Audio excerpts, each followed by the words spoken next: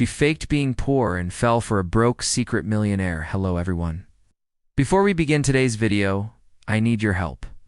We have noticed that the channel is losing traction, and subscribing is one of the best ways you can support us. It is quick, free, and it allows us to continue bringing you meaningful stories every week. Your support truly means everything. Let us keep this channel growing collectively. Where are you watching from? Drop your city or country in the comments below. Thank you very much. Now, let us get back to our main character. She believed she was the only one hiding behind a lie, until the poor man she trusted stepped into a world she never thought he belonged to. The rain had been falling since late afternoon, turning the sidewalks into rippling reflections of neon signs along Melrose Avenue. Inside a small 24-hour diner, the hum of conversations blended with the hiss of the grill, creating a warm pocket of life against the storm outside. At a back booth, Mara Ellis slid into a cracked red vinyl seat, her thrift store hoodie clinging to her shoulders, damp around the cuffs.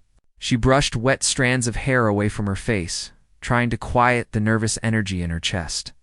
Tonight marked the third evening of the life she had chosen, an undercover version of herself, built from determination, frustration, and a need to prove that love could still be real. She opened her small notebook, its cover bent and softened from weeks of scribbles. Rule number 1, never reveal the Ellis name. Rule number 2, live on the same budget as a minimum wage worker. Rule number 3, pay attention to who shows kindness when they think you have nothing. Her stomach tightened. She had $8 left until morning. The scent of coffee drifted toward her, rich and warm. She looked up when a gentle voice spoke. Long day. A man stood at her table holding a worn coffee pot. His flannel sleeves were rolled neatly to his elbows, his apron dusted with flour from the kitchen. His hair was slightly tousled, his expression open and sincere, the look of someone who had learned to carry life's weight with quiet resilience. This was Evan Brooks, the night cook who stepped in to help whenever the diner staff was drowning in orders. To Mara, he looked unmistakably ordinary pay, ordinary worries, ordinary life. She gave a tired laugh. You could definitely say that. Here, Evan replied, pouring coffee into her mug with careful steadiness. On the house. You look like you could use something warm. Mara blinked, surprised by the simple generosity. No one had offered her anything without expectation in a very long time. That is incredibly kind of you, she said softly. He shrugged with a modest smile. Kindness does not cost a thing. It was the way he said it, without pretending, without performance, that caught her off guard, as if he truly knew the weight of nights like hers. Mara wrapped her cold hands around the mug, letting the heat sink in. She studied him for a moment, the frayed apron strings, the scuffed boots, the way he shifted slightly like his left leg hurt after long hours.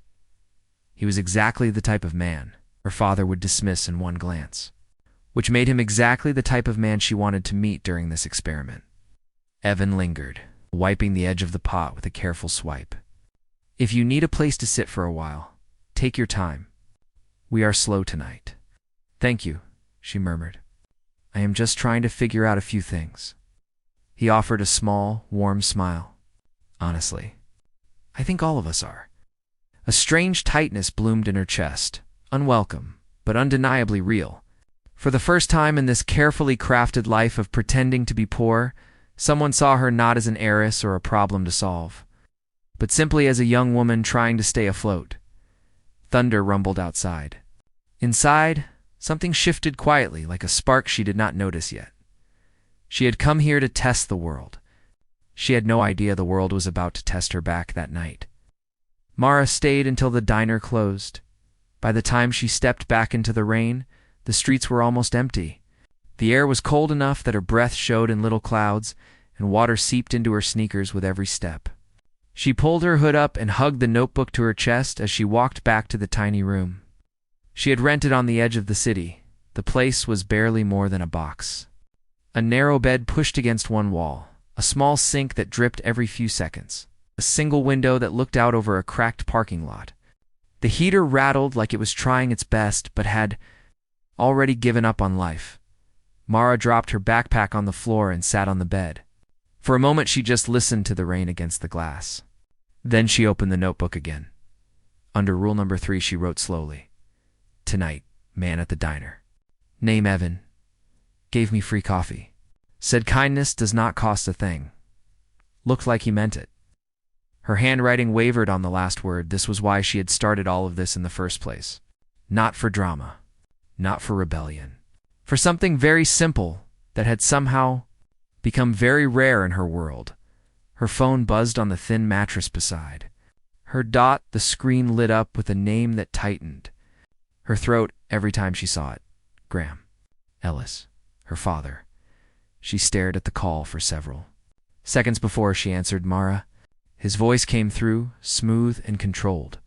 The way it always sounded in boardrooms and interviews. Your assistant says you moved out of the penthouse. Is this some sort of performance piece I should know about? I told you I needed space, she replied, keeping her tone as steady as she could. You do not need space, he said. You need structure. The engagement dinner's next month. The Kensingtons are expecting an answer. So am I? The answer is no, she said quietly. I am not going to marry a man who talks more about stock prices than about how his day went, said his rich. Coming from someone who has never worked a day in her life, he shot back. You have no idea what the real world is like, Mara. You are playing at struggle while other people drown in it. She looked around the tiny room, at the peeling paint and the leaky window. I am trying to understand it, she replied. 3 months. That is what I told you. 3 months living like everyone else.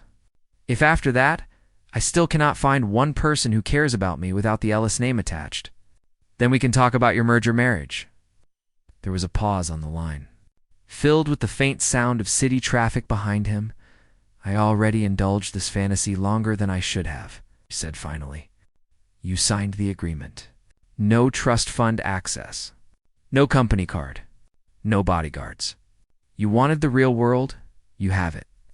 But when this little experiment ends, you will come back and you will do what is required of you. The word required hit her like a stone. Good night, Dad, she whispered. He did not say good night back. The call went dead. Mara set the phone down and reached for the bracelet on her wrist. It was a thin silver band with a tiny engraving on the inside. Her mother's handwriting, captured forever in metal. Love is not a contract. It is a choice. Her mother had died when Mara was 19. Sometimes it felt like the whole world had grown colder the moment she was gone. Her father had replaced warmth with plans, replaced affection with terms and conditions. Mara traced the engraving with her thumb and took a deep breath. This is not a game, she told herself. This is my life. She looked back at the notebook, at Evan's name underlined in ink. He did not know who she was. He had not tried to impress her. He had simply seen a tired girl and given her a cup of coffee in her old life. Men had given her diamonds, designer bags. Weekends in Aspen, none of it had ever felt as disarming as that one free cup of diner coffee across town. In a small back room behind the diner kitchen, Evan was washing his hands at a metal sink. The staff had gone home. The lights in the restaurant were off. Only the emergency exit sign glowed faintly red above the back door. He dried his hands, then reached for his phone on the shelf beside the napkin boxes. 9 missed emails. Board packet for tomorrow's meeting. Quarterly report draft. A message from his attorney. We need to finalize the trust language before the end of the month. Evan stared at the screen for a long moment, then locked the phone and slipped it back into his pocket. Out here in this neighborhood, no one called him sir. No one asked him for investment advice. No one angled for his attention in hopes of a donation or a contract. Out here, he was just the night cook who refilled. Coffee for strangers. He thought of the girl from the booth, Mara, the way her eyes had widened when he offered her something for free. Like kindness was rarer than gold, there had been no recognition in her face when she looked at him. No double take. No. Are you that guy from the article about urban housing projects? Just a small, genuine thank you. He felt a strange pull in his chest. Something he had not felt in a long time. Something that had nothing to do with profit margins or land deals. Evan turned off the light and stepped out into the alley, pulling his jacket tighter around himself as the rain eased to a mist. Tomorrow night, he knew he would go back to that same grill, that same coffee pot, that same booth in the corner he had no idea that the girl with the notebook had already decided to come back to the next morning. Mara wakes to the sound of the dripping sink and traffic rumbling in the distance. Her stomach growls before she even opens her eyes. She reaches for her backpack, pulls out her wallet, and counts slowly. $8 in worn bills, 3 quarters, and a handful of pennies. Rent is paid for the week, but everything else is a question mark. She washes her face in the tiny sink, pulls on her hoodie, and steps out into the chill of the street. The rain has stopped, but the air still smells damp.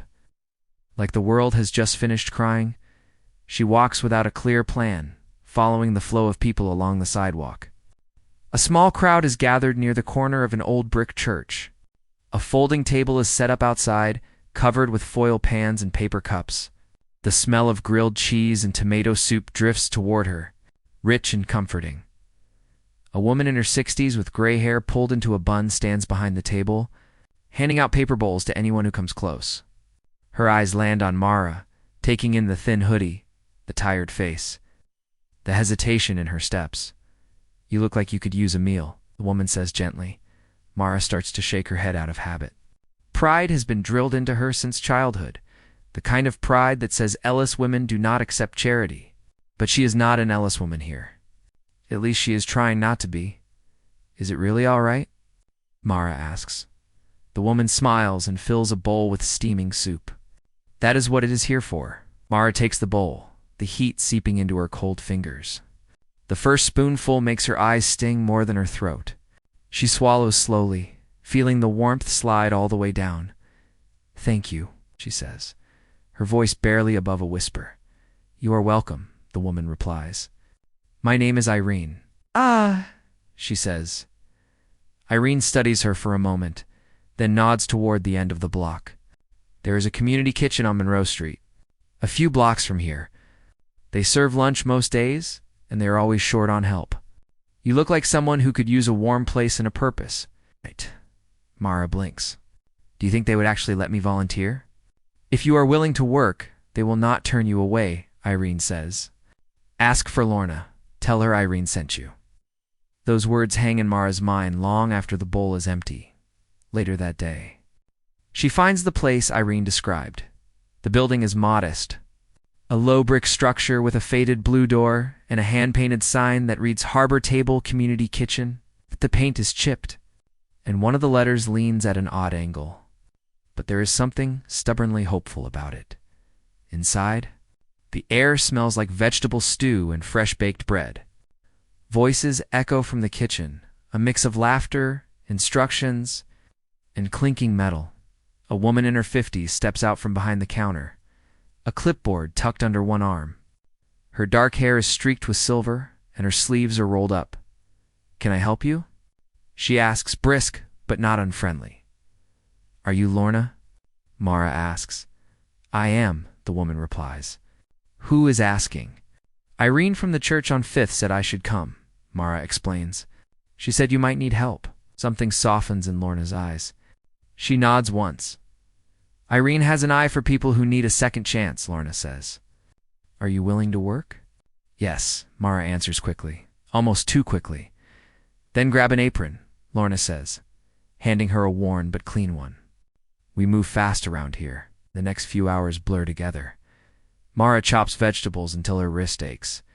She wipes down tables, fills cups with water, and carries trays from the kitchen to the serving line. People filter in and out, men and women of all ages, their faces lined with worry and weather, but many of them still managing to say thank you. Surprising warmth. One man tells a corny joke every time he comes through the line, and it makes the volunteers laugh in spite of themselves. An older woman insists on wiping her own table after she eats. A teenage boy stacks his bowl and cup neatly and nods at Mara, like a quiet promise that he will be back. By the time the last bowl is washed and the last table is wiped, Mara's feet ache and her shoulders are sore. For the first time in weeks, she feels something other than fear. Lorna walks over and hands her a small envelope. Just a little stipend, Lorna says. You earned it. Mara opens it later, sitting on the front steps as the sun sinks behind the rooftops, turning the sky into shades of orange and pink. There is a small bill inside. Not much by the standards of the life she left behind, but more than she expected.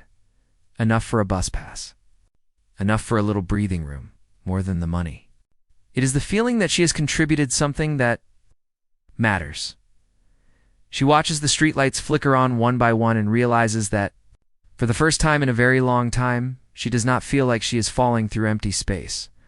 She is still broke, still uncertain, still living in a room that barely deserves to be called an apartment, but she has found a small island of purpose in the middle of all of it.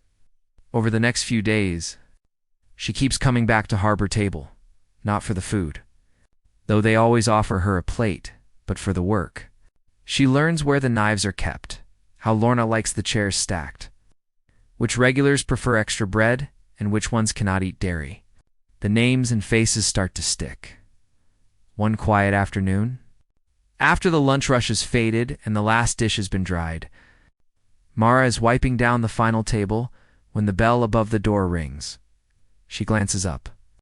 Expecting another volunteer or someone who wandered in late, a man steps through the doorway, shaking a light drizzle from his jacket. In the soft light of the community kitchen, without the diner's harsh neon, he looks almost different. But Mara would recognize that open, gentle expression anywhere. It is Evan. The bell above the door rings, and Mara freezes with the damp cloth still in her hand. Evan stands just inside the entrance, brushing raindrops from his hair. The worn jacket, the tired but gentle eyes, the same posture she saw every night at the diner. But here, in this quiet kitchen, with sunlight drifting through the high windows, he looks softer somehow. More real, Mara? He says, sounding surprised. I did not expect to see you here. She forces herself to smile. I volunteer sometimes. Or, I guess I do now. Evan steps closer, glancing around the room as if trying to understand how she fits into this place. This is a good kitchen. They help a lot of people. They helped me too, Mara replies. She hopes he cannot hear the truth layered inside those words. He nods, toward the apron she is still wearing. It suits you. She laughs lightly. You think everything suits me? Last night, you said I looked like I needed warmth. That was a statement of fact, he says with a small grin. The interaction is simple, but something about it feels warm enough to push back the cold edges of her life. Lorna appears from the back hallway, clipboard under her arm. Mara, is this a friend of yours? Mara hesitates. Friend. The word lands softly, but she has not earned it yet. Kind of, she finally says. This is Evan. Lorna looks him over with the same sharp, assessing gaze she uses on every newcomer. You looking to volunteer? He blinks. I honestly did not plan on it, good Lorna says, pressing a clean towel into his hand. Spontaneous help is sometimes the best kind. Before he can protest, she walks off again. Evan looks at the towel, then back at Mara. I think I just got hired, he says. Mara smiles, the kind that reaches her eyes. Welcome to the chaos. For the next hour, she and Evan work side by side. He dries dishes while she stacks them. He hands her pots that are almost too heavy for her to carry, and she tries not to show how hard she is working to balance them. Every time their hands brush, the contact is brief but warm. He seems at ease in a way she did not expect. Not awkward, not out of place, just quietly capable. And the people in the kitchen respond to him. Even the usually grumpy man who only speaks in grunts gives him a nod of approval. At one point, Evan asks, What made you start coming here? Mara wipes her brow with her sleeve. I needed something to do that mattered. Something where the world feels a little less heavy. He looks at her for a moment longer than necessary. I understand that. There is something in his eyes than depth. Or maybe sorrow, but it disappears when the back door slams, and Lorna shouts that the next batch of vegetables needs chopping. By late afternoon, the kitchen slows down again. Lorna returns the aprons to their hooks and tells everyone to go home before she finds more work for them to do. Mara and Evan step outside together, greeted by a soft breeze and a sky turning lavender. So, Evan says, I guess I owe Irene for pointing me toward this place. Mara stops. You know Irene?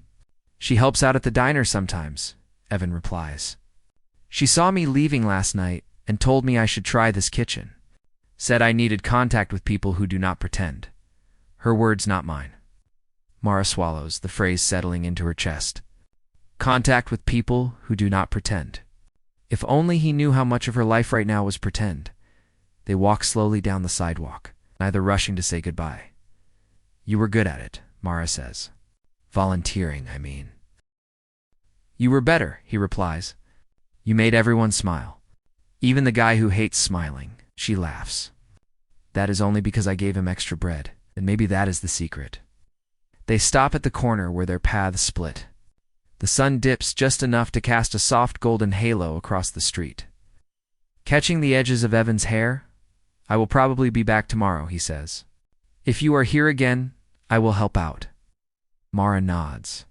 I would like that. There's a quiet moment between them, gentle and unhurried. It is the kind of moment that feels like the beginning of something. Even if no one says it out loud, Evan lifts a hand in a small wave. See you soon, Mara. She watches him walk away. Her heart too full for someone she barely knows. But she does know one thing. For the first time since she left the penthouse, someone's presence felt like a place she could rest. Someone who did not know her last name. Someone who asked for nothing. Someone who might, without meaning to, slip past every defense she has built, as the street grows dim. Mara touches the silver bracelet on her wrist and breathes in deeply. She began this life to test the world, but now she is starting to admit something, frightening and beautiful. She is the one being changed. The next few days settle into a quiet rhythm that feels almost unreal to Mara. Every morning she wakes, in her tiny room with the sunlight, slipping through the blinds in thin stripes. She takes a quick shower, ties her hair back, pulls on the same worn hoodie, and walks to Harbor Table Community Kitchen.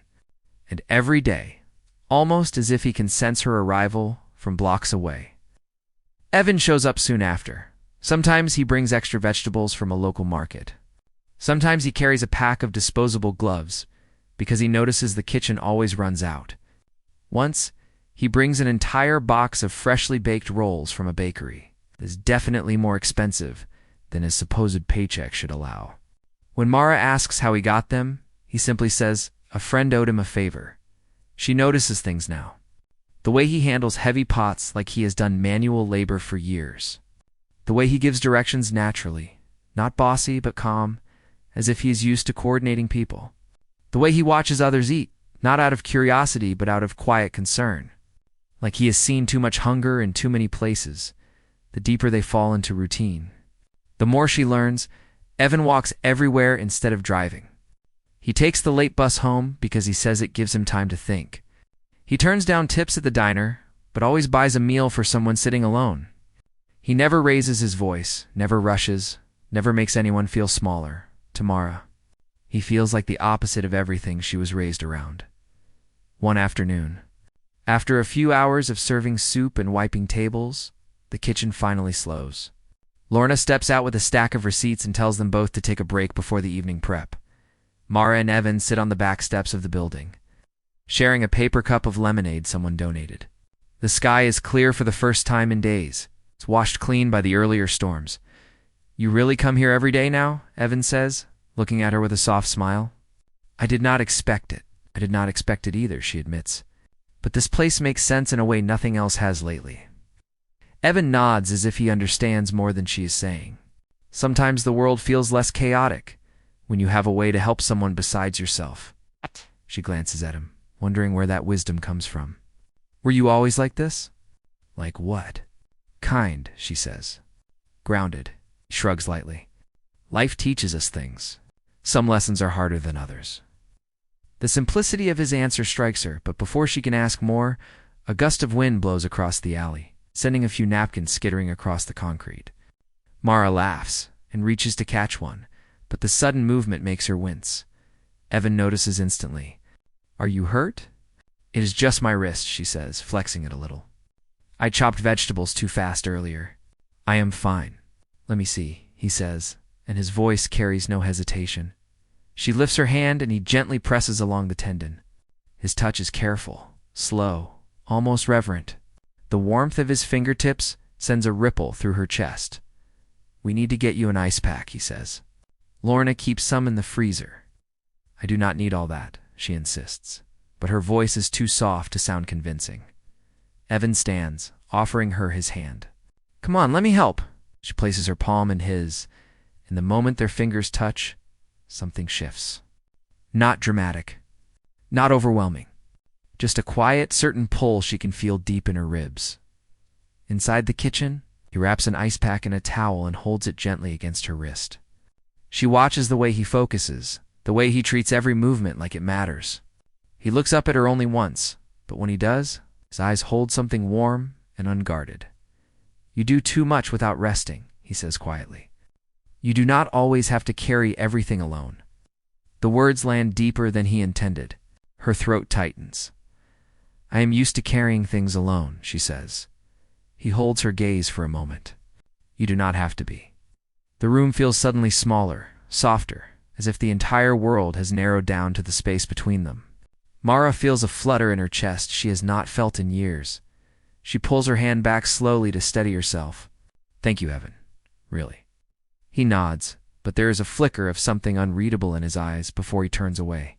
She cannot quite name it, but it sits with her long after he steps back outside. Later that evening, as the volunteers begin packing up and turning off the lights, Lorna calls Mara aside.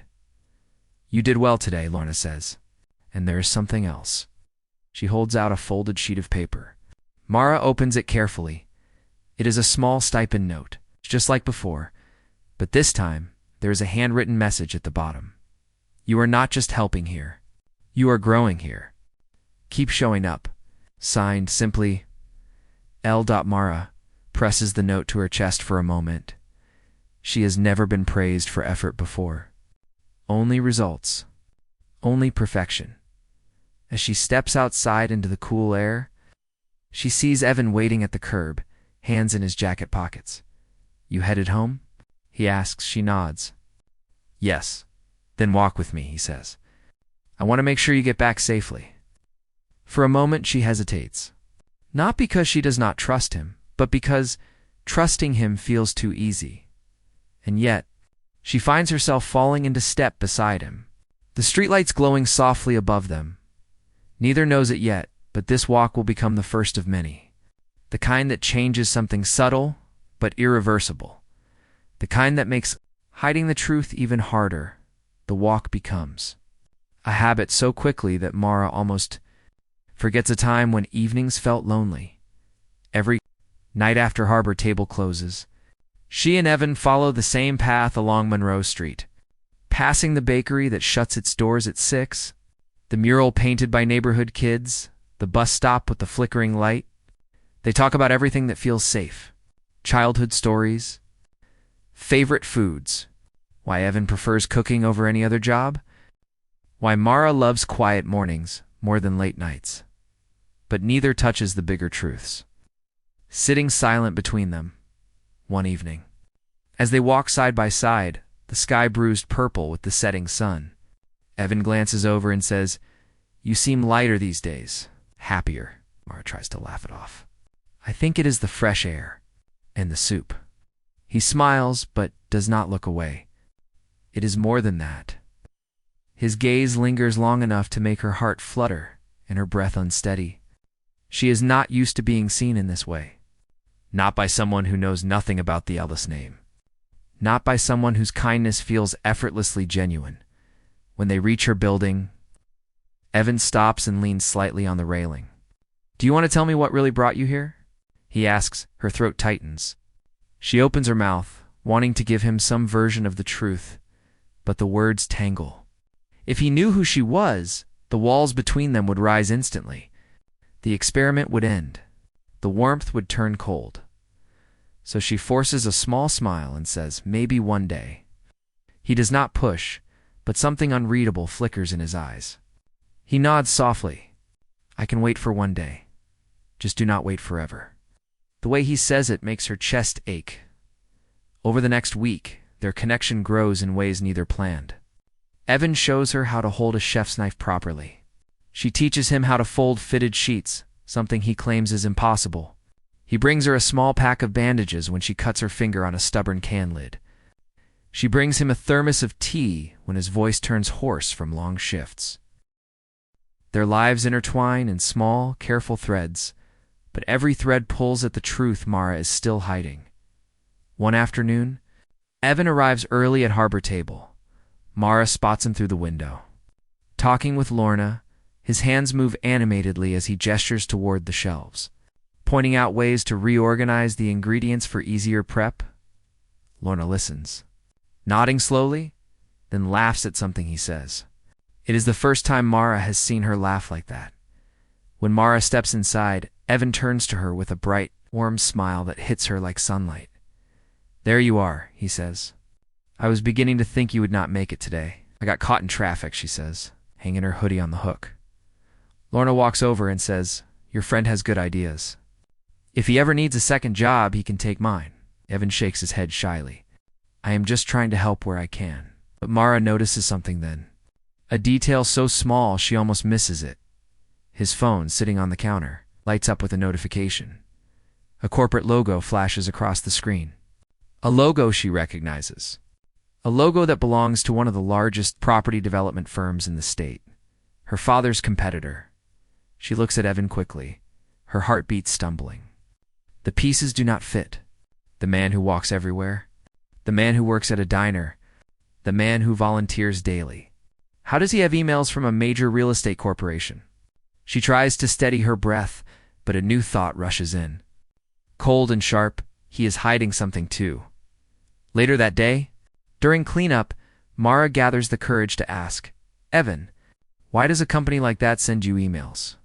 He freezes for half a second, so brief that most people would have missed it, but Mara has lived her whole life reading micro-expressions during high-stakes negotiations. He forces a casual shrug. "Freelance consulting. Nothing too serious." The answer is too smooth, too practiced. For the rest of the shift, Mara can barely focus. Her heart feels split between fear and recognition. Perhaps they are more alike than she ever imagined. Two people living double lives. Two people pretending to be less than they are. But instead of bringing relief, the thought shakes her. When evening comes, Evan walks her home again. The quiet stretches between them like a fragile thread. As they reach her building, he stops. "Mara," he says gently, "I hope you know that no matter what you are carrying, you do not have to be afraid with me." Her breath catches. That goes both ways. Their eyes meet, holding something unspoken, something dangerous and tender all at once. He steps closer, close enough that she can feel the warmth from his jacket in the cool night air. Close enough that, for a heartbeat, it feels like the entire world goes still. "Mara," he murmurs, there are things I want to tell you. Things I should have told you sooner." She feels the truth rising between them. Heavy and trembling, but just as he opens his mouth, a car rushes by, splashing water across the curb. Jolting them apart, Evan steps back, breath unsteady. Another time, he says softly, "Good night, Mara." He walks away before she can respond. She watches him disappear into the fading light, her heart full of questions and a growing fear. If the truth comes out, will everything they have built fall apart?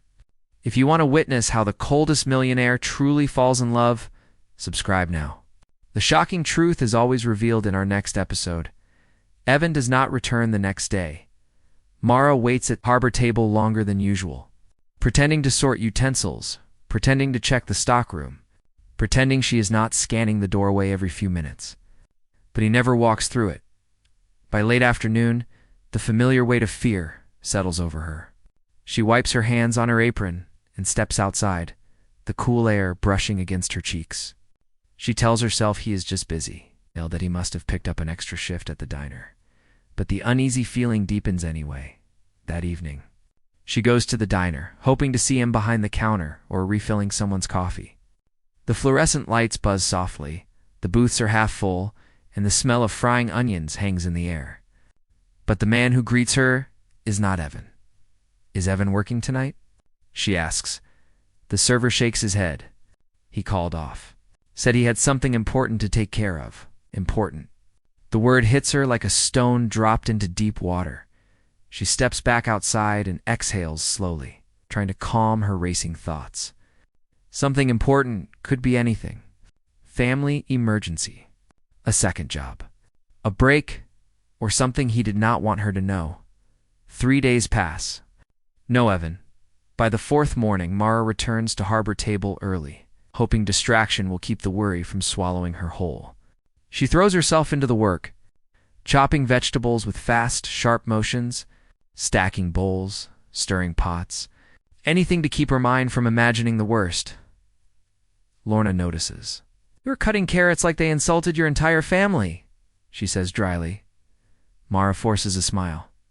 You want to talk about it? Lorna asks. No, Mara replies too quickly. I mean, there's nothing to talk about. Lorna raises an eyebrow. People usually say that when there is definitely something to talk about. Oh. Before Mara can answer. The bell above the door rings. She turns so quickly she almost drops the knife. It is him. Evan stands in the doorway, breathless, his jacket damp from the morning mist. His eyes scan the room until they land on Mara, and relief washes over his face so visibly that her heart stumbles. You are here, he says softly. Something inside her loosens just a little. Where have you been? I needed time, he says. Time to figure out how to explain things. Time to make sure I did not ruin something before it even began. The room feels suddenly too quiet. Mara steps closer, her voice a whisper. Explain what? Evan takes a breath that looks like it hurts. I have not been honest with you. Not about everything. Her stomach twists. She knew this moment was coming. But knowing does not make it easier. He glances around the kitchen, then meets her eyes again. Can we talk outside? Mara hesitates. Her pulse hammers in her ears. This could be the turning point. This could be the moment her experiment collapses. This could be the moment she learns the truth she has been too afraid to face. She nods slowly. They step out onto the back steps, where the morning light spills over the concrete. Evan runs a hand through his hair, searching for the right words. Mara, I meant everything I said to you. Every kindness. Every moment. But there is a part of my life I have kept hidden. Owie. Her breath catches, her fingers tightening around the railing. And you deserve to know it.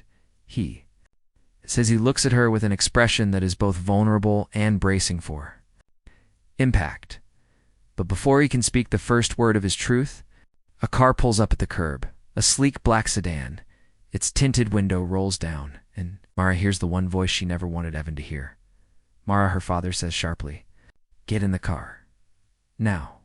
Everything freezes. The lie she has been living, the world she has been building, and the fragile connection forming between her and Evan.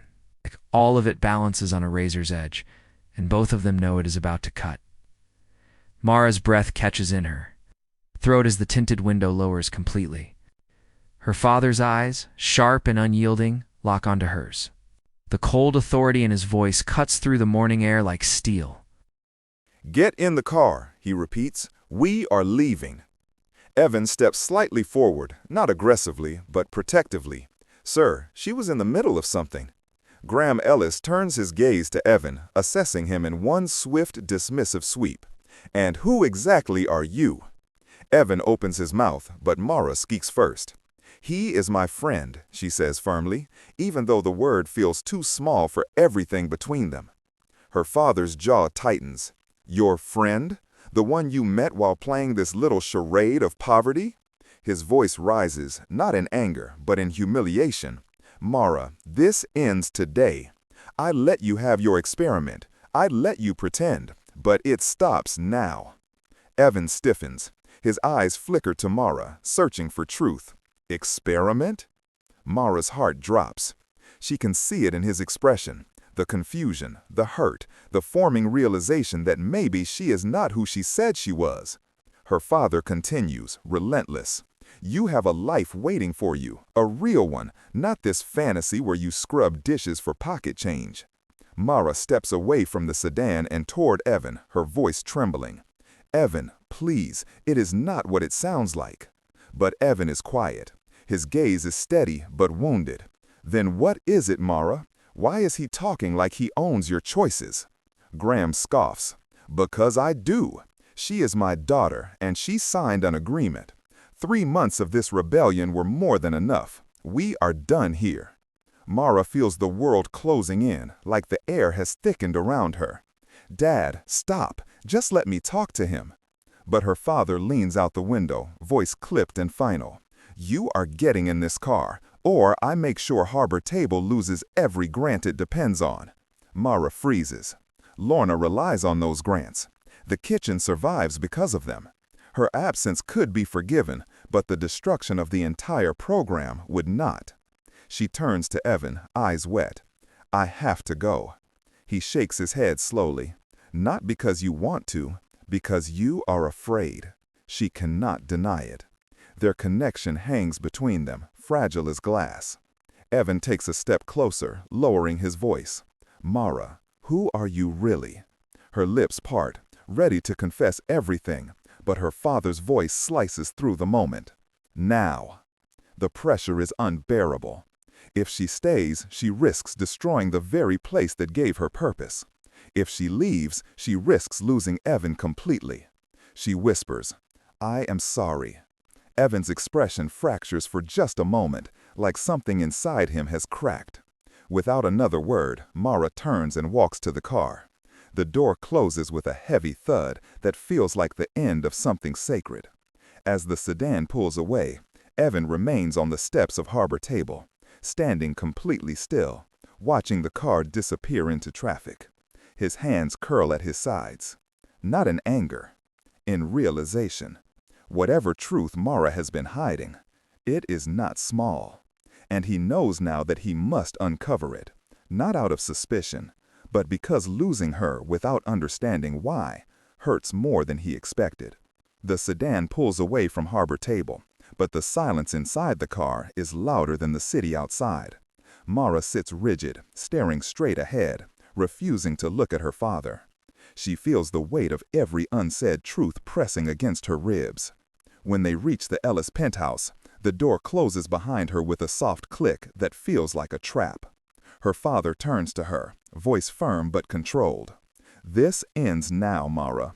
You will return to your life.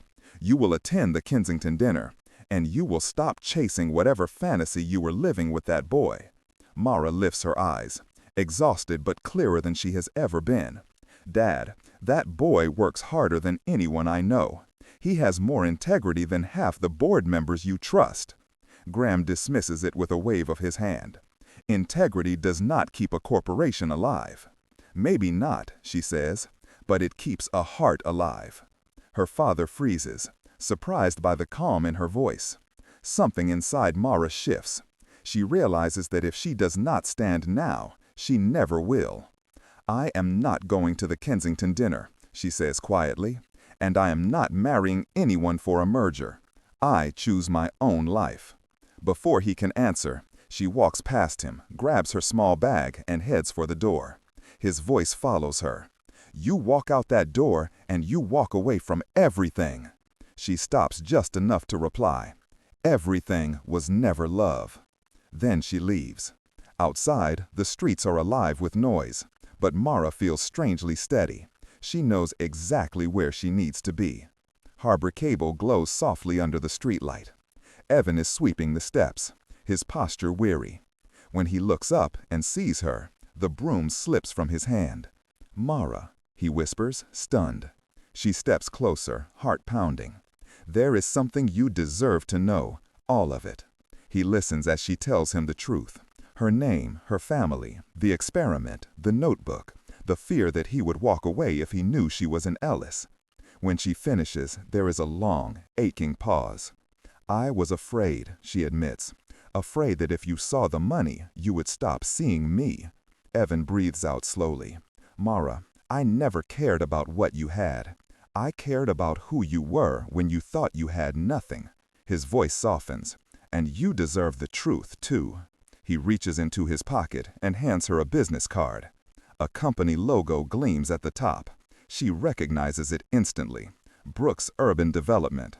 A private firm, a powerful firm, a wealthy firm. Her breath catches. You, she whispers, you own this. Evan nods. I grew up with nothing. I built the company from the ground up. But I was tired of people treating me like a walking bank account. So I hid. I worked here. I cooked at the diner. I wanted to feel like a person again. They stand facing each other. Two lives, two lies, two hearts learning the truth at the same time. So, Mara says softly, what now? Evan steps forward, closing the small distance between them. Now we stop pretending. He takes her hands, warm and certain. No more lies, he says. Not from you, not from me. For the first time in weeks, Mara feels the world settle into place. Not perfectly, not magically, but honestly. Evan lifts her chin lightly. If you want this, whatever this is, we start from who we really are. She nods, tears welling, but not from fear this time. From relief, from hope, from finally being seen. Evan pulls her into his arms, and the quiet kitchen behind them becomes the backdrop to a beginning neither of them expected, but both finally choose. A beginning built on truth. A beginning built on kindness. A beginning built on two hearts no longer hiding. Thank you for joining us for this cinematic adventure. If you want more untold or real stories of billionaire love and redemption, please subscribe and choose your next true heart journey on your screen now.